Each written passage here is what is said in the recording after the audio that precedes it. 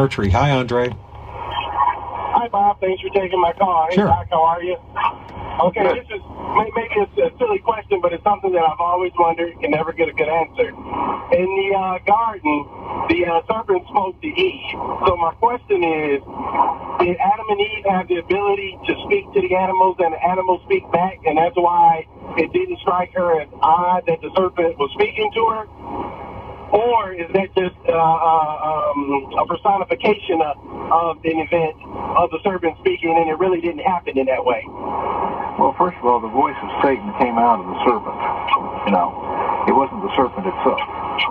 And we see the same kind of thing when an angel of God speaks through Balaam's mule, too. So it did happen again in a certain form. But they're so new in creation, they don't know what they should expect or what they shouldn't expect. So to have it happen wasn't unusual at that point because they had experienced so little. So we can simply say that to them, whether it was unusual or not, wasn't the issue because they'd never seen much anyway, so why not? But it was certainly Satan speaking through the serpent, which technically in Hebrew is a viper, a certain kind of snake called a viper. But we also know that Satan chose to speak to Eve first as the lesser vessel, and she didn't sin, but she was tempted.